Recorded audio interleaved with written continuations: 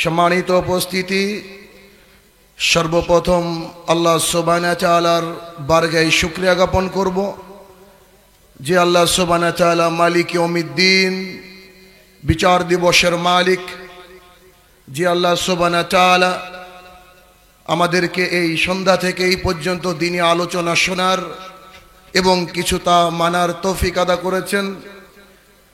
সেই রব্বুল ইজ্জাতের বারগাহে শুকরিয়া জ্ঞাপনার্থে আমরা বলি আলহামদুলিল্লাহ। অতঃপর সমগ্র মানব জাতির শিক্ষক, সমগ্র মানব জাতির পথ প্রদর্শক মুহাম্মদুর রাসূলুল্লাহ সাল্লাল্লাহু আলাইহি সাল্লামের উপর শতকোটি সালাত ও সালাম বর্ষিত হোক, আমরা বলি আল্লাহুম্মা আমিন।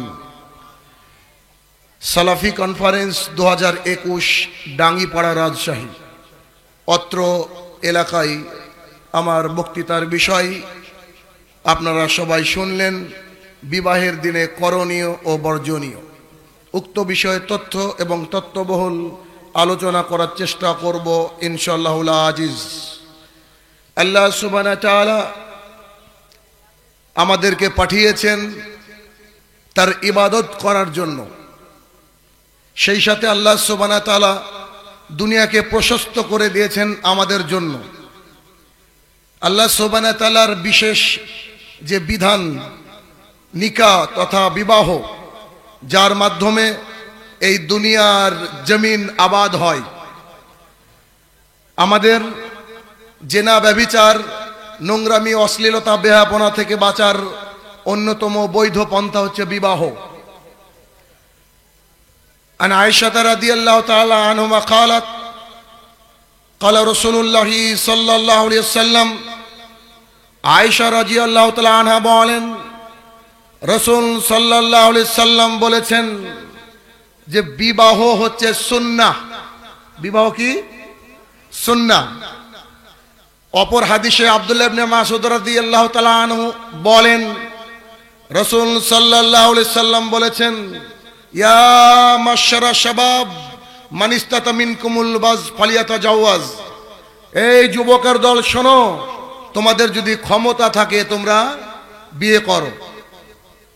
আবু হুরায়রা রাদিয়াল্লাহু তাআলা আনহু বলেন, রাসূল সাল্লাল্লাহু আলাইহি সাল্লাম বলেছেন, আল্লাহ সুবহানাহু ওয়া তাআলা তিন ব্যক্তির উপরে সাহায্য করা জরুরি মনে করেন। তার মানে এই হাদিস যেটা আমি বলবো, এখানে বলা হচ্ছে মুহাম্মদ সাল্লাল্লাহু আলাইহি ওয়াসাল্লাম বলছেন আল্লাহ সুবহানাহু ওয়া তাআলা তিন ব্যক্তিকে সাহায্য করবেনই করবেন। তার এক নম্বর ব্যক্তি হচ্ছে মুজাহিদ, যারা আল্লাহর পথে জিহাদ করে, যারা আল্লাহর কালেমার পতাকাকে উড্ডয়ন করার জন্য সংগ্রাম করে, যুদ্ধে লিপ্ত হয়, তাদেরকে আল্লাহ সুবহানাহু ওয়া তাআলা সাহায্য করবেন। দুই, তাদেরকে আল্লাহ সুবহানাহু ওয়া তাআলা সাহায্য করবেন ওই সব ব্যক্তি যারা কোনো মালিকের অধীনে থাকেন এবং কিছু টাকার বিনিময়ে তার কাছ থেকে টাকা নিয়েছেন, তাকে শোধ করার উদ্দেশ্যে লিখিত চুক্তিবদ্ধ হয়, আল্লাহ সুবহানাহু ওয়া তাআলা তাকে সাহায্য করবেন। তিন, যারা বিবাহ করতে চায় নিজেকে কন্ট্রোল করার জন্য, জেনা ব্যভিচার থেকে বাঁচার জন্য, নিজেকে হেফাজত করার জন্য শয়তান থেকে, তাকে আল্লাহ সুবহানাহু ওয়া তাআলা সাহায্য করবেনই করবেন। তার মানে বিবাহ করলে যদি ব্যাকেটে শর্তটা এটা থাকে যে আমার দায়িত্ব হচ্ছে যে আমি নিজে বাঁচবো, নিজের লজ্জাস্থানকে কন্ট্রোল করব, আমি আমার সমস্ত চাহিদা আমার স্ত্রীর সাথে মিলন করব, এটাই যদি আপনার উদ্দেশ্য হয়, তাহলে আল্লাহ আপনাকে জরুরি ভিত্তিতে সাহায্য করবে। তাহলে আল্লাহ সাহায্য করবেই করবে। হাদিস বুখারী মুসলিমের। তাহলে এই তিনটে হাদিস থেকে আমরা বুঝতে পারলাম যে আমাদের জন্য বিবাহ জরুরি, কেননা আল্লাহ সুবহানাহু ওয়া তাআলা বলেছেন যে ইসলামে কোনো বৈরাগ্যবাদ নাই। এখন মূল টপিকে হচ্ছে এইটা যে ইসলাম, এই যে বিবাহ, এই বিবাহের মধ্যে করণীয় কি আর বর্জনীয় কি। করণীয় কি তা পরে বলবো, আসেন বর্জনীয় কি তা আলোচনা করা যাক। কেন আমাদের মুসলমান ঘরের মেয়েদের, ছেলেদের বিবাহ দেখলে মনে হয় না যে এরা মুসলমান ঘরের সন্তান বা মুসলমান ঘরের পরিবেশে বিবাহ হচ্ছে। এটা একটা লজ্জাজনক ব্যাপার। আর এর জন্য কারা দায়ী? পৃথিবীর বুকে দুটো জায়গা আছে, যেই দুটো জায়গা হুজুর ছাড়া চলে না, একটা হচ্ছে মানুষ মারা গেলে হুজুর লাগে, আর দ্বিতীয় হচ্ছে মানুষ বিবাহ করলে হুজুর লাগে। মানুষ মারা গেলে হুজুর লাগে, আর মানুষ বিবাহ করলে হুজুর লাগে। তো মানুষ যখন মারা যায় তখন হুজুর লাগছে কেন? কবরস্থ করতে হবে তাই। তখন পৃথিবীর কোনো আর বাকি হাইলি এডুকেটেড পার্সনের কোনো মূল্য নাই। আপনি যত বড়ই পিএইচডি হোল্ডার হন না কেন, একজন দাড়িওয়ালা টুপিওয়ালার সামনে আপনাকে হাত বেঁধে দাঁড়িয়ে থাকতে হবে। তাহলে বিষয়টা কি, যে হুজুর বিয়ে পড়ায়। তাহলে আমাদের সমাজে যে বর্জনীয় এই আলোচনা এসেছে, মানে অনেক কিছু বর্জনীয় রয়েছে। এটার যে স্টিয়ারিং সেটা হচ্ছে আমাদের হুজুর। জি, হুজুর আবার কি করবে? কারণ হুজুরের তো আর ইলম নাই। বর্তমান সময়ে প্রেক্ষাপটে এরকম হয়েছে, যেমন একজন হিন্দু ঠাকুর, ও তার ধর্ম বুঝে না। কেমন? আসেন আপনাকে আমি ছোট্ট একটু কথাই বোঝাই। ঠাকুর সামনে 17 থেকে 18টা দেবী নিয়ে বলছেন যে অন্ধকারমা ভবিষ্যন্তি অসম্ভূতি উপাস্তে একম ব্রহ্মম দ্যুতা নাস্তে নাস্তি নিহিনি কিঞ্চন। এবার তাদের ঠাকুর বেলপাতা আর ওই গঙ্গা জল ওই দেবীর দিকে মারছে আর বলছে অন্ধকারমা ভবিষ্যন্তি অসম্ভূতি উপাস্তে। বাংলাটা আপনাকে বলি জনাব, এখানে ঠাকুর বলছে যে ওইসব লোক আরো বেশি অন্ধকারের দিকে প্রবেশ করলো যেসব লোক বানিয়ে কোনো কিছুর পুজো করে। যেসব লোক বানিয়ে কোনো কিছুর পুজো করে। কারণ একম ব্রহ্মম দ্যুতা নাস্তি নাস্তি নিহিনি কিঞ্চন। ভগবান একজন, ভগবান একজন, একম ব্রহ্মম, ভগবান একজন, দ্যুতা নাস্তে, দ্বিতীয় নাই, নিহিনি কিঞ্চন, একটুও নাই। জি, সামনে কতজন ভগবান? 17 থেকে 18 জন। উনি যেমন মন্ত্র পাঠ করে, তো উনি বুঝে না যে তার মর্মার্থ কি। আপনার ওই হুজুর যখন মসজিদের মধ্যে ঢুকে গিয়েছে, গিয়ে সালাত আদায় করার সময় বলছেন ইয়া আইয়ুহাল্লাযীনা আমানু ইন্নামাল খামরু ওয়াল মাইসিরু ওয়াল আনসাবু ওয়াল আজলামু রিজসুম মিন আমালি শাইতান। বাইরে এসে বলছে জর্দা দিয়ে পান দেন। ভাষা বুঝেননি? সূরা মাইদা 6 নম্বর 5 আয়াত নম্বর 90। তার মানে হুজুর বুঝে না এখন সে কি পাঠ করে আসলো মসজিদের মধ্যে। তো এই হুজুর যদি বিবাহ পড়ায়, তো এই বিবাহ কি মুসলমানের হতে পারে নাকি? জি। তো বিবাহে বর্জনীয় যদি আপনাকে আমি দেখাই, সারা রাত পার হয়ে যাবে, অথচ সময় আমার কাছে অল্প। তবে যেগুলা না বললে নয়, কারণ উদ্দেশ্য হচ্ছে একটা, যে আপনি এই সালাফি কনফারেন্স থেকে সঠিক ইলমটাকে নিয়ে যাবেন, এটাই আমাদের উদ্দেশ্য। কারণ আমরা ওই কন্টাকি বক্তাকে পরোয়া করি না, ওদেরকে কবর দেওয়ার জন্য, অন্তত শাহিনুর রহমানের জন্ম। হক কথা বলতে ভয় পায় না। কত মানুষ হুমকি দিল, কত মানুষ কত কথা বললো, কিন্তু আমার হেফাজতের মালিক হচ্ছে আল্লাহ সুবহানাহু ওয়া তাআলা। জি, এখানেও আপনাকে ছেড়ে কথা বলবে এটা ভাবিয়েন না। বলছিলাম যে এই বিবাহে বর্জনীয়, 1 নম্বর বর্জনীয়, যখন পাত্রী পছন্দ করতে পাত্র বলছে বাবাকে, আব্বা আমার বিবাহ দিয়ে দাও, অতএব তুমি জরুরি ব্যবস্থা করো, আমার বিবাহ লাগবে। কিংবা বন্ধুকে দিয়ে বলাচ্ছে, এবার ওই বন্ধু এসে তার বাবাকে বলছে যে আব্দুর রফের বিয়ে দিতে হবে, আব্দুর রহমানের বিয়ে দিতে হবে। তো জি, বিয়ের ব্যবস্থা করছি, অসুবিধা নেই। তো বলছে যে ঠিক আছে, একটা মেয়ে দেখেছি ওই নাটোরে থাকে, তো মেয়েটাকে দেখতে যাব। তো কে কে যাবে? তো ছেলের দুলাভাই যাবে, ছেলের দুলাভাই যাবে, ছেলের বন্ধুরা যাবে। মানে বিসমিল্লাতে জেনা। বলেন এখানে বরকত থাকবে কি করে? আরে এই যে বিসমিল্লাতে জেনা হয়েছে না, এই বরকত নাই বলে আপনাদের দেশের বাংলাদেশের ওই সেই নারী আমাদের দেশের বাদামালার সাথে নাচে। এই বিবাহটা ওই রকম হয়েছিল, এই বিবাহটা ওই রকম হয়েছিল। জি, আসেন আপনাকে আমি দেখাই। কলিজা শক্ত করে কথা শুনতে হবে জনাব। বলছিলাম যে ওর দুলাভাই দেখতেছে। দুলাভাই বুঝেন কি? জি, দুলাভাই দেখতে যাচ্ছে। তো দুলাভাইয়ের জন্য কি কন্যা দেখা জায়েজ? তো আমি আবার হিসাব করে দেখলাম, জি দুলাভাই যায় কেন? জি, এর কারণ হচ্ছে আমি খুঁজে বের করেছি। কারণ ছেলেটা বিয়ে করার পরে 1 সপ্তাহ, 1 মাস, 1 বছর পর সৌদি আরবে যাবে, ওই সম্পত্তিটা দুলাভাইয়ের। এই জন্য দুলাভাই আগে চেক করে। বাঁচা বুঝেননি? ওই সম্পদ আছে দুলাভাইয়ের। তো এই দুলাভাইকে বিয়ে দেখতে পাঠাচ্ছে, মেয়ে দেখতে পাঠাচ্ছে। এবার দুলাভাই গিয়েছে, সাথে কিছু লোক গিয়েছে। যাওয়ার পরে মেয়েটাকে সামনে আপনার বসিয়ে দিয়েছে চেয়ারে, আর এদিকে কিছু লোক, মনে হচ্ছে ইন্টারভিউ বোর্ড গঠন হয়ে গেছে। বলছে যে তোমার তো চুল কত বড়, তুমি কোন স্কুলে পড়াশোনা করেছো, তুমি শাক ঠিক মতো রান্না করতে পারো কিনা, নানান রকম ইন্টারভিউর পরে বাড়ি ফিরে আসছে খাওয়া দাওয়া করে।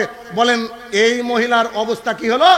আবু হুরায়রা রাদিয়াল্লাহু তাআলা আনহু বলেন, রাসূল সাল্লাল্লাহু আলাইহি সাল্লাম বলেছেন, চোখের জেনা চোখ দিয়ে দেখা, অন্তরের জেনা অন্তর দিয়ে কল্পনা করা, হাতের জেনা হাত দিয়ে ধরা, পায়ের জেনা ওইদিকে ধাবিত হওয়া।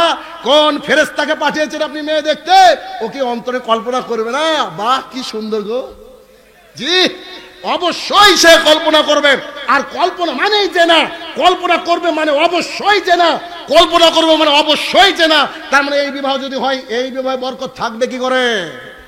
এই বিবাহে বরকত নেই বলে এত টিকটকার তৈরি হচ্ছে, এত লাইক স্টার তৈরি হচ্ছে এই বাংলার জমিনে। সুতরাং এই নীতিকে বর্জন করতে হবে। ছেলের বাবা তো মানে যেতে পারবে না, ছেলের বন্ধু তো দূরের কথা। ভাষা বুঝেননি? ছেলের বাবা দেখতে যেতে পারবে না, কে যাবে? আনাস রাদিয়াল্লাহু তাআলা আনহু বলেন, একদিন মুহাম্মদ সাল্লাল্লাহু আলাইহি ওয়াসাল্লামকে জিজ্ঞাসা করা হলো, জনৈক সাহাবী বলেন, আল্লাহ রাসূল সাল্লাল্লাহু আলাইহি সাল্লাম বলছিলাম বিবাহ করব, রাসূল সাল্লাল্লাহু আলাইহি ওয়াসাল্লাম মেয়ে দেখেছো কি? রাসূল সাল্লাল্লাহু আলাইহি ওয়াসাল্লাম বলেন মেয়ে দেখেছো কি? বলে জি না। বলছে মেয়েকে দেখে নাও, আনসারী মহিলাদের চোখে ডিফেক্ট থাকে। জি, মেয়েকে কে দেখবে বলেন? বলেন ছেলে। যে বিয়ে করবে সে দেখবে। তার বাবা যদি কিয়ামত পর্যন্ত চেষ্টা করে দলিল আনার, ও পারবে না, ওর জন্য হারাম হারাম হারাম।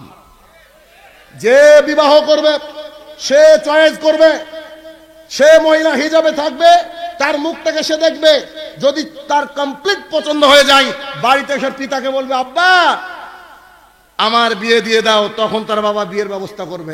এক নম্বর জাহালাত আমাদের সমাজে, যে বুজুর্গানের দিন আর লাল লাল দাড়িওয়ালা সাদা সাদা দাড়িওয়ালা লোক গিয়ে ইন্টারভিউ বোর্ড গঠন করে, এটা হচ্ছে জাহালাত, মূর্খতা।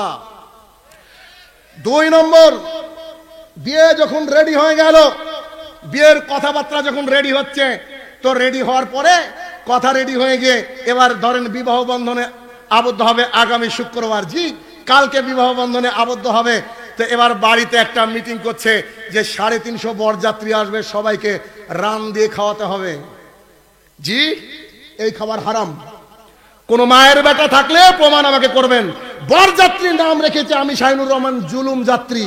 জি, ওই লোক তো 5টা লোককে ডেকে খাওয়াতে পারে না, 300 লোককে ও সামলালো কি করে? তার মানে ওর চরম বিপদের মধ্যে আছে। কেন? সামাজিকতা। আর এটার নামে হচ্ছে জাহালাত। বিয়ে করতে কিভাবে যাবে?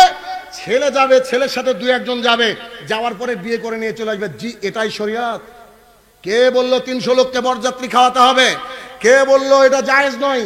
অতএব এই বরযাত্রী প্ল্যানিং যেটা করা হচ্ছে এটা ঠিক নয়। 3 নম্বর জাহালাত। 3 নম্বর জাহালাত, বিবাহ রেডি হয়ে গিয়েছে। বিবাহ যখন রেডি হয়ে গেছে, এখন বলছে যে কি কি দেওয়া যায়। আপনার ভাষায় যৌতুক, আমার ভাষায় পণ। কি কি দেওয়া যায়? তো বলছে বেশি কিছু না, ছেলেকে একটা বুলেট দিতে হবে, রয়্যাল এনফিল্ড। আর তো বলছে যে আর 2 লক্ষ টাকা, 7.5 ভরি গহনা। আর বলছে ঘরটা সাজিয়ে লাগবে নাকি?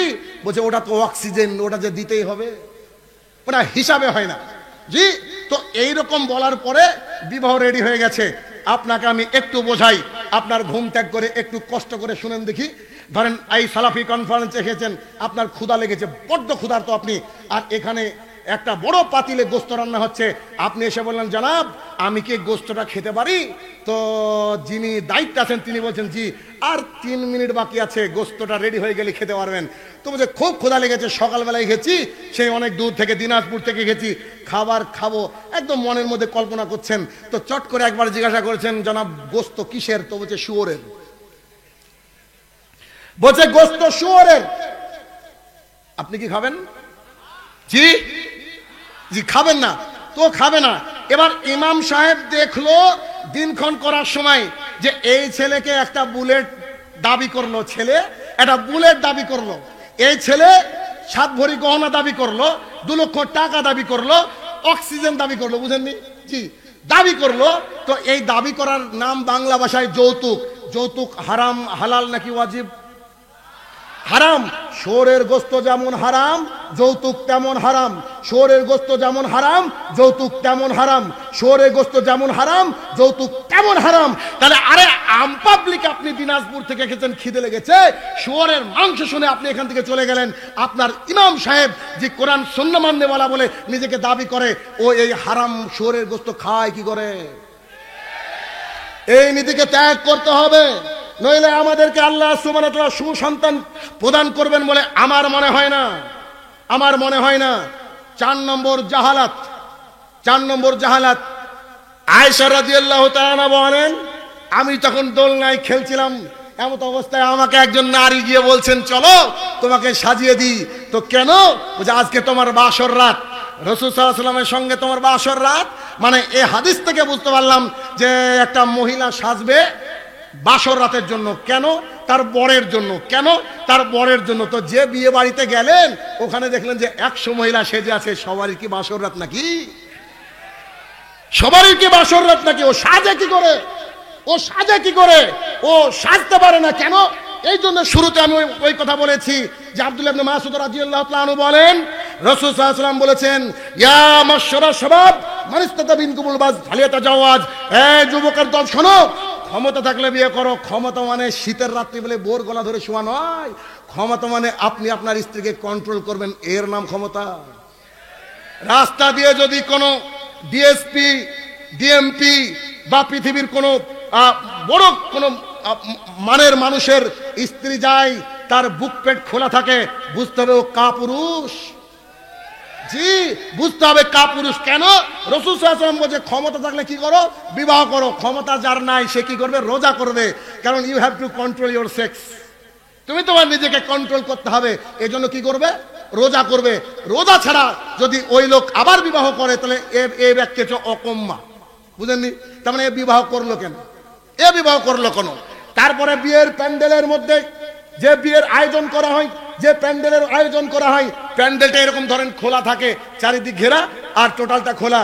ওখানে খাচ্ছে নারী আর পুরুষ একাকার। কি বাংলাদেশে কি হয়? নারী আর পুরুষ একাকার। এই প্যান্ডেলটা করতে যা খরচ নিয়েছে, মাঝ দিয়ে যদি একটা পার্টিশন দেওয়া হয়, খরচ সেম পড়বে না? জি, সেম পড়বে। তো এরকম একটা পার্টিশন দিয়ে যদি এখানে লেখা হয় যেটা মহিলা আর এটা পুরুষ, অসুবিধা ছিল? মহিলারা মহিলাদের পরিবেশন করবে, পুরুষরা পুরুষদের পরিবেশন করবে, মানে সোসাইটিটা, সমাজটা হবে সুন্দর, ঠিক না? কিন্তু আমাদের ঘটনা যে উল্টো। আপনার বউ সারা জীবন বুরকা পরে, আপনার বউর মুখ কেউ দেখে না, এবার বিবাহ খাওয়া দাওয়াত খেতে এসে আপনার স্ত্রীকে সবাই দেখছে। জি, এটা হচ্ছে জাহালাত, এটা হচ্ছে মূর্খতা। এই নীতিকে ত্যাগ করতে হবে। আর এই সব নীতির আড়ালে রয়েছে সেই হুজুর। কারণ হুজুর যদি বলতো যে আমি ওই সব বিবাহতে যাব না যে বিবাহে গান বাজে। আমি বারবার একটা কথা বলে থাকি, এদেশের মাটিতে 95 নয় 99% মানুষ সালাত ধরবে। বিশ্বাস করুন, আল্লাহর কসম করে বলছি ধরবে। তবে ইমাম সাহেবকে বুকের পাটা নিয়ে আগামীকালকে জুমার খুতবায় এই কথা বলতে হবে, জি, এক, যার বাড়ির লোক সবাই সালাত আদায় করবে না, ওই ব্যক্তির বাড়িতে যদি কারুর বিয়ে লাগে তো আমি শাহিনুর রহমান, আমি অমুক ইমাম সাহেব তার বাড়িতে বিয়ে পড়াতে যাব না। দুই, যার বাড়ির লোক পূর্ণাঙ্গ সালাত আদায় করবে না, সে যদি মারা যায় তাহলে তাকে কুকুরের মতো পুঁতে রাখবো। কেন? কারণ উপরে থাকলে গন্ধ বেরাবে, তাই ওর জানাজা হবে না। ইমামরা চাইলে, আলেমরা চাইলে সমাজে নামাজি বাড়তে পারে। এই আলেমরা আজকে বেনামাজি তৈরি করেছে। তারা বলছে জি জুমার দিনে আসলো নাকি মুসলমান থাকে। জি, ঘোড়ার ডিম বুঝলেন নাকি? রাসূল সাল্লাল্লাহু আলাইহি ওয়াসাল্লাম বলেছেন, মান তারাকা সালাতান মুতাম্মিদান ফাকাদ কাফারা। যে ব্যক্তি ইচ্ছে করে এক ওয়াক্ত সালাত ছেড়ে দেয় ওই ব্যক্তি কাফের। আপনি গেলেন কোথায়? জি, আপনি গেলেন কোথায়? তাহলে এর পরের পয়েন্ট, এই যে বিবাহ হচ্ছে, বিবাহের সময় গান বাজছে আর ইমাম সাহেব পাশে বিয়ে পড়াচ্ছে। জি, গান তো হালাল, জি না? জি, হালাল। সূরা লুকমান আয়াত নম্বর 6 আল্লাহ সুবহানাহু ওয়া তাআলা বলেছে গান হারাম। জি, গান হারাম। আপনি দলিল খুঁজে পাবেন না। কেন? আপনি দলিল নেওয়ার চেষ্টা করেন না। আপনি তো ওই এদেশের কত ভাইরাল টপিক নিয়ে পড়ে আছেন। বাংলাদেশের মানুষ ওই কাকে যে ঠিক বলে বোঝা যায় না, কঠিন মুশকিল। বলছে হুজুর দরজা দিয়ে পান খায়, বলছে সুবহানাল্লাহ। তারা ভাই নাউজুবিল্লাহ কোথায়? জি, কথা শুনে পরিবর্তন হতে হবে, আপনার কলিজা ছিঁড়ে যাবে। এরপরে ওই ছেলেটা যখন বিবাহ হয়ে গেল, বিবাহ হয়ে যাওয়ার পরে ও জি, তার আগে একটা মজার ঘটনা বলি। তো ছেলে কি করছে, যখন বলছে আজকে সকালে, আজকে দুপুরে বিয়েতে যেতে হবে, তো ছেলেকে গোসল করে দিচ্ছে ওর ভাবি। ছেলেকে গোসল করে দিচ্ছে, ওর আরো আরো আদার্স যে গার্লফ্রেন্ডস রয়েছে তারা তারা গোসল করে দিচ্ছে। আচ্ছা, আমার প্রশ্ন হলো যে কোন বাবা এই প্যারালাইজড ছেলের সাথে বিয়ে দেয় গো, যে নিজে গোসলও করতে পারে না, এর সাথে বিয়ে দেয় কি করে? এই জাহালাত কেন? আল্লাহ সুবহানাহু ওয়া তাআলা কোরআনুল কারীমের মধ্যে বলছেন, আল্লাহ সুবহানাহু ওয়া তাআলা কোরআনুল কারীমের মধ্যে বলছেন যে যদি যারা অপচয় করে তারা হচ্ছে শয়তানের ভাই। আমাদের দেশে বিয়েতে এত পরিমাণে খাবার নষ্ট হয়, এরা ইবলিস না, ফাদার অফ দ্য ইবলিস, ইবলিসের বাপ এরা। দেখেন এভাবে খাবার নষ্ট হয়, এভাবে খাবার নষ্ট হয়। আমি বহু মানুষকে দেখেছি খাবার খাওয়ার সময় আর সুন্নতি তরিকা মনে থাকে না জানাব, বাদ বাকি সব কিছুতে সুন্নতি তরিকা খুঁজে। ওই হুজুর, যে হুজুর ডিজে বাজছে তারপরে বিয়ে পড়াচ্ছে, ও আবার যখন ওই আপনার ঢাকা যাবে তো ঢাকা গিয়ে বলবে কি গরুর গোশত আছে কি, বলে জি হ্যাঁ, তো হালাল করেছেন মানে বিসমিল্লাহ বলে কি মদ খাওয়া জায়েজ? জি না, বুঝেননি কথা? বিসমিল্লাহ বলে কি মদ খাওয়া জায়েজ? ওই হুজুর হারাম আর হালাল বেঁচে চলেন, কিন্তু বিবাহের ক্ষেত্রে ওই হুজুর হারাম আর হালাল বাঁচেন না কেন? সামান্য কিছু টাকা আর দুটো মুরগির রান হুজুরের মাথাকে কিনে নিয়েছে, হুজুরের মাথাকে কিনে নিয়েছে। এই শ্রেণী আলেমদেরকে বয়কট করতে হবে। যতদিন না আপনি বয়কট করবেন অতদিন আমাদের সমাজটা হবে অজ্ঞ এবং জাহেল থাকবে। জরুরি ভিত্তিতে বারবার আলেমদের ব্যাপারে কথা চলে আসে কেন? যারা স্টিয়ারিং ধরে আছে তাদেরই তো কথা বলবো, তাছাড়া কার কথা বলবো? জি, আপনি আমার মতো বলেন দেখি যে ওই বাড়ির লোকের বিয়ে আমি পড়াবো না যে বাড়ির লোক পূর্ণাঙ্গ সালাত আদায় করে না। আর যার মধ্যে সালাত রয়েছে, সঠিক ঠিকঠাক করে সালাত আদায় করে, সেই ব্যক্তির হাত দিয়ে পাপ হতে গেলে 10 বার ভাব বেশি, ঠিক না? তাহলে দায়ী আমাদের মতো তারাই যারা এখানে বক্তৃতা দিচ্ছে, কি না? জি, তো ঘরের বেড়াল তো বেরিয়ে আসছে জনাব, ঘরের বেড়াল বেরিয়ে আসছে। এরপরে ওই বাড়িতে অবাধ মেলামেশা হয়, নারী পুরুষ একাকার, দেখলে মনে হয় না যে কোনে কোনটা, পাত্রী খুঁজে পাওয়া মুশকিল। সবাই যেন একই ড্রেসে সেজে আছে। আমেরিকান একজন মহিলা যার নাম হচ্ছে ল্যাডউইল ডেলুকা, তিনি ইসলাম গ্রহণ করার পরে বলছেন, those women always expose their shorts and skirts, they always invited to the people, come to my shop which is 24 hours open, whatever you need you can take it from here, it is totally free of cost.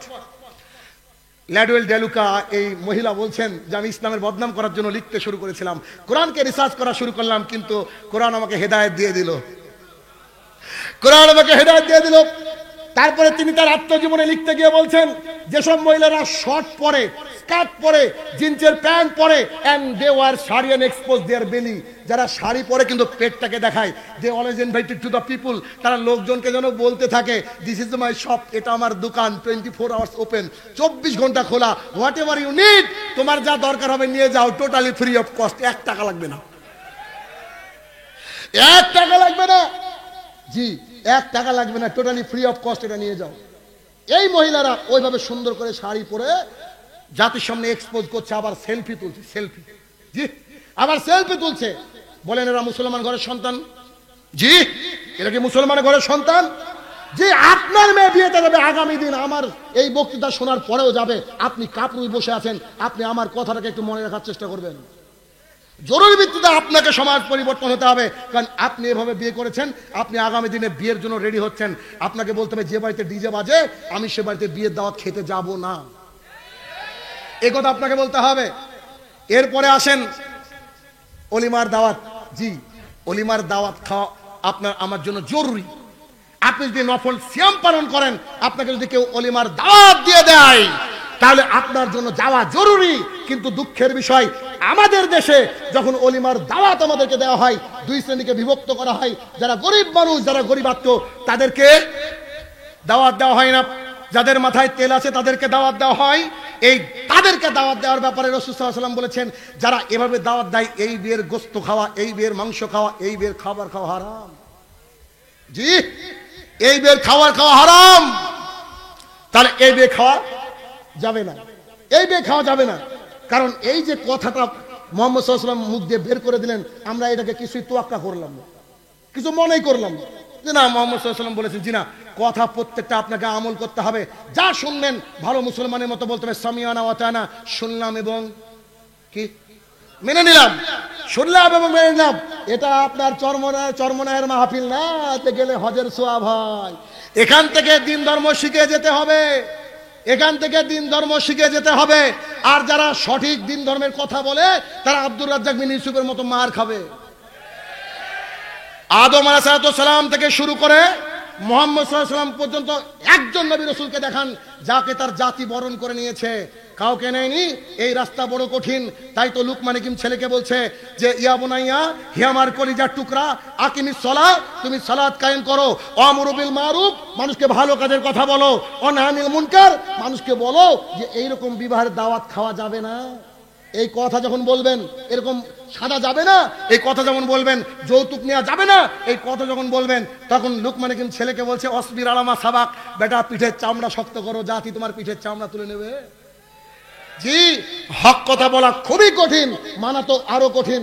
হয়তো ঝুলে ঝুলে ঠিক বলছেন, আল্লাহ জানে সকাল পর্যন্ত থাকবে তো, এ কথা থাকবে কিনা আল্লাহ ভালো জানে। এবার যেটা বলছিলাম, অলিমার দাওয়াত যেমন একটা ওই রকম ভাগাভাগি হয়, আর একটা অলিমার দাওয়াত যখন একটা ভ্যান চালক একটা রিক্সা চালককে দেওয়া হয়, বেচারা টেনশনে, কেন অলিমার দাওয়াত খেতে গেলে 500 টাকা লাগবে। কেন হোটেল খুলেছে নাকি? ও কি হোটেল খুলেছে নাকি? তো আগে বলতে পারতো যে এখানে খেতে আসলে 500 টাকার উপহার ছাড়া খাওয়া যাবে না। জি, মানুষকে একদিন খাওয়াবে, তারপরে আবার উপহার নিবে। এখন নাকি আবার টেবিলে বসে লিখে কে কোন জিনিস দিল, কে কোন জিনিস দিল। যখন আপনি অলিমার দাওয়াত করবেন, তাকে সরাসরি এই বাক্য বলতে হবে, জনাব আমাকে আল্লাহ সুবহানাহু ওয়া তাআলা ক্ষমতা দিয়েছেন, অতএব আজকে আমার বাড়িতে একটু আপনার দাওয়াত থাকলো, আমার বেটার বিয়ে দিয়ে এনেছি, গোটা পৃথিবীকে নিমন্ত্রণ করেছি, অসুবিধা নেই, আপনি যাবেন, খাওয়া দাওয়া করবেন, তারপরে চলে আসবেন। খবরদার কোন রকমের কোনো হাদিয়া নিয়ে যাবেন না। হাদিয়া যদি দিতে হয় তো অন্য সময় দিবেন, বুঝেননি কথা আমার? হাদিয়া দিতে হলে অন্য সময় দিবেন। কিন্তু আমি কি হোটেল খুলে বসেছি নাকি যে আপনি প্রথমে ফিস জমা দিবেন তারপরে খেতে যাবেন? বিহায়া কোথাকার আপনি, আপনি একদিন মানুষকে খাওয়াবেন মানে? জি, তো এই যে জাহালাত, এই যে মূর্খতা, এইগুলার কন্ট্রোলিং পাওয়ার হচ্ছে আমাদের হুজুর। জি, আমরা দিন ধর্ম বুঝি না। আপনারা নাম শুনেছেন Mohammad Ali, boxer, boxing champion. তিনি সমস্ত ধর্ম, বিভিন্ন ধর্ম পড়াশোনা করে তিনি ইসলাম ধর্ম গ্রহণ করেছেন। তারপরে একটা বাক্য বলছেন, I don't smoke but always I keep a match in my pocket, when my soul going towards any sin I burn a matchstick and touch to my palm and said to myself, oh Ali, how can you bear the hellfire of Jahannam? Mister Ali বলছেন, আমি বিড়ি cigarette খাই না, কিন্তু আমার পকেটের মধ্যে একটা ম্যাচ দেশলাই রাখি। যখন আমার আত্মাটা পাপের দিকে ধাবিত হয়, আমি ম্যাচটাকে জ্বালিয়ে দিই, একটা কাঠি জ্বালিয়ে দিই, আমার হাতের তালুতে টাচ করে বলি, ও আলী, তুই একটা কাঠির উত্তাপ সহ্য করতে পারছিস না, তুই জাহান্নামের আগুনকে কি করে সহ্য করবি? একজন নব মুসলমান যদি এই কথা বলতে পারে, আপনি আমি কেন বলতে পারবো না? আপনি নাকি আহলে হাদিস, আপনার গোটা গ্রাম নাকি আহলে হাদিস। জি, আপনার জন্য তো বদনাম হয়েছে সোসাইটিতে, কারণ মুহাম্মদ সাল্লাল্লাহু আলাইহি ওয়াসাল্লাম বলেছেন, রাসূল সাল্লাল্লাহু আলাইহি ওয়াসাল্লামের সাহাবায়ে কেরামরা যখন মানে আমাদের সামনে তাদের আদর্শকে পেশ করেছেন, তাদের অবয়বকে পেশ করেছেন, সেই অবয়ব দেখলে আমাদের জান আত্মা জুড়িয়ে যায়। আর আপনাকে দেখলে মনে হয় দাড়ি চাচা, আপনি বলছেন আমি আহলে হাদিস। জি, এ দিয়ে জাতি পরিবর্তন হবে না। অতএব আপনার জরুরি ভিত্তিতে যে আজকে স্বল্প সময়ের মধ্যে 1.5 ঘন্টার আলোচনা, 8 ঘন্টায় কিছু হয় না, এই স্বল্প সময়ের মধ্যে যে খামিয়া কটা, যে ঘাটতি কটা আপনাকে দেখালাম, এগুলাকে আপনাকে প্রথম মেনে চলা শুরু করতে হবে। জি, কেমন দেখেন, শাইনুর আমাকে দাওয়াত করেছে, তা আমি গেলাম, গিয়ে দেখছি ডিজে বাজছে, তা বললাম আসসালামু আলাইকুম। বুঝেননি কথা? আসসালামু আলাইকুম। এই কথা যদি আপনি বলতে পারেন, আমি বলতে পারি, তা আমাদের সোসাইটি পরিবর্তন হবে। জি, গোলালুর মতো হয়ে লাভ নাই, যেটা সব তরকারিতে ফিট আছে না। এদেশের বহু হুজুরকে পাবেন, আমি ওদের নাম দিয়েছি ফজিলতপুর হুজুর, খালি ফজিলত আর ফজিলত বর্ণনা করে, এটাও চলবে, ওটাও চলবে, এটাও চলবে, ওটাও চলবে। আরে এদের মাধ্যমে তো সবচেয়ে বেশি ক্ষতিগ্রস্ত হচ্ছে আমাদের সমাজ, এদের মাধ্যমে ক্ষতিগ্রস্ত হচ্ছে আমাদের বেশি সমাজ। কারণ এরা বিবাহের অনুষ্ঠানে যায়, যাওয়ার পরে এই ধরনের কর্মকাণ্ড দেখার পরে ওইখানে বসে থাকে, থাকবে কেন? ও থাকবে কেন? ওখান থেকে রিটার্ন চলে আসবে, জি এই বিয়ে আমি পড়াবো না। কেন? রাসূল সাল্লাল্লাহু আলাইহি ওয়াসাল্লামের নীতি অনুযায়ী যদি বিবাহ হয়, এই বিয়ে পড়াবো। এখন আপনাকে এক কথায় বলে দিই, বৈধ বিবাহ কি? মেয়েকে দেখতে যেতে হবে। কে যাবে? জি, ছেলে যাবে। ছেলে গেল, দেখলো যে পাত্রী পছন্দ, বাড়িতে চলে আসলো, এসে বলছে লোক পাঠান। কেন? তোমার যে বিবাহের দিন নির্ধারণ করা হবে। তো ঠিক আছে, 26শে ডিসেম্বর বিবাহ হবে। ছেলে 3-4 জন লোককে নিয়ে চলে যাবে, 3-4 জন লোককে গিয়ে বিয়ে করে নিয়ে চলে আসবে। আবার এদেশে উকিল বাবা আছে নাকি? ওর নিজের বাপকে দিয়ে হয় না উকিল বাবা, ওর উকিল বাবা করতে হবে। জি, ইসলামে কোনো বাপই জায়েজ না, নিজের বাপ ছাড়া, বুঝেন না? একজন মানুষকে উকিল বাবা করে দিয়েছে, উকিল বাবা চলবে না। তো কি করবে? যাবে এবার বিয়ে পড়াবে, বিয়ে পড়ানোর সময় আবার কালেমা পড়ায়। কেন? এরা কি হিন্দু বাচ্চা? জি, কালেমা পড়াতে হবে। কি বলবে? এত টাকা দেন মোহরে অমুক কন্যার সাথে তোমার বিবাহ দিলাম, তুমি কি রাজি? তো বলবে জি কাবিল তু অথবা কবুল।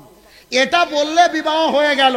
হুজুর নাকি কালেমা না পড়লে বিয়ে দিতে পারে না, এটা বললে বিয়ে হয়ে গেল যে কাবিল তু অথবা কবুল, এটা বললো বিয়ে কমপ্লিট। এবার ওখান থেকে বউকে বুরকা পরে নিয়ে আসবে, আর বাড়ির গেটে একটা দারোয়ান লাঠি নিয়ে থাকবে। জি, কোনো পুরুষ বাড়িতে ঢুকতে পারবে না। জি, কোন পুরুষ বাড়িতে ঢুকতে পারবে না। ছেলে আসবে, বাসর রাত করবে, যেভাবে বৈধ নীতি রয়েছে, 2 রাকাত সালাত আদায় করবে, স্ত্রীর কপালে হাত দিয়ে দোয়া করবে, এটাই চলবে। আপনার বাসর রাত সাজাচ্ছে আপনার বান্ধবী। জি, আপনার বাসর রাত সাজাচ্ছে আপনার বান্ধবী। তারপরে আবার ওই কন্যাকে নাকি দুলাভাই তুলে নিয়ে গেছে যে শিয়ালের কাছে মুরগি পোষানি গো। এটা কি টিকতে পারে নাকি? বাড়িতে আসবে, তারপরে আবার কি ওই যখন বিদায় নিচ্ছে, বিদায় নেওয়ার সময় আসসালামু আলাইকুম হয় না, পায়ে হাত দিয়ে সালাম দিতে হবে। আরে এর বাপের নাম আব্দুর রহমান কি করে হলো? এর বাপের নাম চণ্ডীদাস হওয়া উচিত ছিল। আমাদের বাংলার জমিনে আপনি বোধহয় 98% বিয়ে দেখবেন যে বিয়েতে শরীয়ত তো নাই, হিন্দু খ্রিস্টানের নীতিতে ভর্তি। রাজি আছেন বিয়ে দেবেন ছেলে মেয়েকে? জি, আজকের বক্তৃতার শেষ কথা, কারণ সময়ের ঘন্টা বেজে গেছে জনাব। আজকের বক্তৃতার শেষ কথা সেটা কি? বিবাহ দ্রুত দিবেন আপনার ছেলে মেয়েকে, বিবাহ দ্রুত দিবেন। এবার আপনাকে আমি বলি, আপনি বলছেন আমি 40 বছর আমার বয়স, আমার হেদায়েত পাওয়া 5 বছর হলো, আমার 40 বছর বয়স, হেদায়েত পাওয়া 5 বছর হলো, 35 বছর দিন রাত আমি পাপ করেছি, দিন রাত আপনি পাপ করেছি। এখানে এতগুলা লোক রয়েছে, কত যে লোক রয়েছে আল্লাহ জানে। তো এখানে কি কোনো লোক বলতে পারবে নাকি বুকে হাত দিয়ে যে আমি যা নেকি করেছি নেকির বিনিময়ে জান্নাতে যাব? কেন পারবে না? কারণ পৃথিবীর সবচেয়ে অন্যতম একজন ভালো মানুষ, মুহাম্মদ সাল্লাল্লাহু আলাইহি ওয়াসাল্লামের কাছের মানুষ, সবচেয়ে বেশি হাদিস বর্ণনাকারী আবু হুরায়রা রাদিয়াল্লাহু তাআলা মারা যাওয়ার সময় কান্নাকাটি করছেন। সাহাবায়ে কেরামরা বলছে ঘটনা কি, কাঁদেন কেন? বলছে আমার কাছে যে পাথেয় আছে, আমার কাছে যে আমল আছে, আমি আবু হুরায়রা পার হতে পারবো তো? জি, আমাদের কথাই পাপ, চলাই পাপ, বলাই পাপ, দিন রাত আমাদের হারাম ইনকামের সাথে সংযুক্ততা রাখি আমরা। তাহলে আমরা এখানে টিকবো কি করে? টিকার রাস্তা আছে?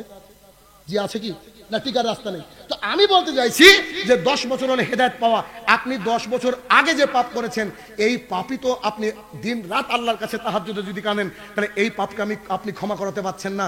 তো আপনার ছেলেটার বয়স 30, কত? ছেলেটার বয়স 30, ছেলেটার বয়স 25। ওর যৌবন হওয়ার পর থেকে যে 5 বছর 7 বছর জেনা করছে, প্রত্যেকটা জেনার নেকি আপনার অ্যাকাউন্টে ফ্লেক্সিলি লোড না কি বলে, কি বলে এখানে টাকা ঢোকানোকে কি বলে? ফ্লেক্সিলি লোড, তাই না? তো ফ্লেক্সিক হয়ে যাচ্ছে আপনার অ্যাকাউন্টে। আপনার 20 বছরের নেকি রয়েছে, আর আপনার ছেলের 7 বছরের নেকি। বলেন জান্নাতে যাবেন কি করে? জি, যদি ক্ষমতা থাকে ছেলেকে বিয়ে দিয়ে দেন। আর যে বিয়ে করতে চায় শুধুমাত্র কার জন্য? আল্লাহ সুবহানাহু ওয়া তাআলার জন্য, নিজেকে রক্ষা করার জন্য, জিনা থেকে বাঁচার জন্য, তাকে কে সাহায্য করবে? আল্লাহর উপরে ভরসা নাই। জি, আল্লাহ সাহায্য করবে। অতএব জরুরি ভিত্তিতে যাদের বয়স হয়ে গেছে তাদেরকে বিয়ে দেন। আর বাংলাদেশে যারা টিকটকার রয়েছে, এই টিকটকার জন্য আগামী দিনে না তৈরি হয়, মা বাবাদেরকে একটু গতিতে নিয়ে আসতে হবে। আর আপনার ওই পর্দার দিকে একটু খেয়াল দিতে হবে। ওই যে 24 আওয়ার্স ওপেন, এটা যেন না হয়। এটা যেন না। একটা ঘটনা আপনাকে মনে পড়ে গেল, একটা মিনিট 2015 সালে একটা মহিলা দেখবেন এক ধরনের ছেঁড়া জিন্সের প্যান্ট আছে, একবারে এখান থেকে শুরু করে পা পর্যন্ত, দেখেননি? মনে হচ্ছে কোম্পানি প্যান্টটাকে তৈরি করে দিয়ে 8-10টা কুকুর লাগিয়ে দিয়েছিল, এমন ভাবে ছিঁড়েছে। তো এই প্যান্ট পরে একটা মহিলা পোজ দিয়েছে, পোজ দিয়ে ছবি দিয়ে বলছে this is the fashion of 2016। এটা হচ্ছে 2016 সালের ফ্যাশন। তো মুসলমানের বাচ্চারা লিখছে মাশাআল্লাহ, বলছে সুবহানাল্লাহ, ফ্যাবুলাস, আউটস্ট্যান্ডিং। তো আমি আবার বললাম হোয়াট ইজ দিস? এটা কি? তো মহিলা বলছে লুক এট দ্য ক্যাপশন, ইংরেজি মারে, বুঝেন, বলছে লুক এট দ্য ক্যাপশন, বলছে উপরে লেখা আছে দেখেন। এবার ভাবলাম যে না, এবার আমি বাংলা ইংরেজিতে লিখবো না, বাংলায় লিখি, জানে সবাই বুঝতে পারে, যে তাহেরেরও জানে ডিস্টার্ব না হয় বুঝতে, ও জানে বুঝতে পারে, ও দায়িত্ব নিচ্ছে না। একটা মাহফিলে শুনলাম যে তোরা যাকে ভালোবাসিস আমাকে দিবি, তো হুজুরই তো খারাপ দেশে, মানুষ কি করবে? তো ও মহিলাকে আমি লিখলাম, ভালো করে শুনবেন এই কথাটাকে, পয়েন্ট টু বি নোটেড। ও মহিলাকে আমি লিখলাম, নগ্নতা যদি ফ্যাশন হয়, ধর্ষণ শারীরিক ব্যায়াম। জি, নগ্নতা যদি ফ্যাশন হয়, ধর্ষণ শারীরিক ব্যায়াম। বেটা ও ব্যায়াম করেছে, তোর কি? অতএব আল্লাহ সুবহানাহু ওয়া তাআলা আমাদের এই জাহালাত থেকে আমাদেরকে মুক্ত করুক, আল্লাহুম্মা আমিন। হে আমার প্রতিপালক, যত বাবারা, যত ভাইয়েরা, যত বোনেরা এখানে উপস্থিত থেকে এবং দেশ বিদেশে বিভিন্ন মিডিয়ার মাধ্যমে শুনলেন, সবাই যেন তাদের ছেলে মেয়েদের বিয়ে দেওয়ার সময় শরিয়া মোতাবেক বিয়ে প্রদান করার চেষ্টা করে এবং পূর্ণাঙ্গ চেষ্টা যেন করতে পারে, সেই হৃদয়, সেই মন মানসিকতা তুমি সৃষ্টি করে দাও, আল্লাহুম্মা আমিন। হে আমার প্রতিপালক, এদেশের মহিলারা বোরখা পরে, বোরখা তো না জাস্ট ফ্যাশন, তাদেরকে তাদের শরীরের অবয়ব বুঝে সঠিকভাবে হিজাব জিলবাব বোরকা পরার তৌফিক আদা করো, আল্লাহুম্মা আমিন। হে আমার প্রতিপালক, এই কনফারেন্স যেন গোটা বিশ্বব্যাপী একদিন পপুলার হয়ে যায়, সেই সুব্যবস্থা তুমি করে দাও, আল্লাহুম্মা আমিন। হে আমার প্রতিপালক, এই পৃথিবীর বুকে আজকে বিদাতের এত অত্যাচার, ভণ্ড পীর মাজারদের এত অত্যাচার, ভণ্ড পীর মাজার এবং এই বিদাতের সমূলে উৎপাদন হয়ে যাবে, তার প্রমাণ হচ্ছে সামনে থাকা শত শত ক্যামেরা, বুঝেননি? হে আল্লাহ, তাদের অন্তরে তুমি হেদায়েতের আলো ঢেলে দাও, আল্লাহুম্মা আমিন। হে আমার প্রতিপালক, আমরা যেন সমস্ত মুসলমান সঠিকভাবে কোরআন এবং সুন্নাহ মোতাবেক আমল করতে পারি, তুমি সেই তৌফিক আদা করো, আল্লাহুম্মা আমিন। আসসালামু আলাইকুম ওয়া রাহমাতুল্লাহি ওয়া বারাকাতুহু।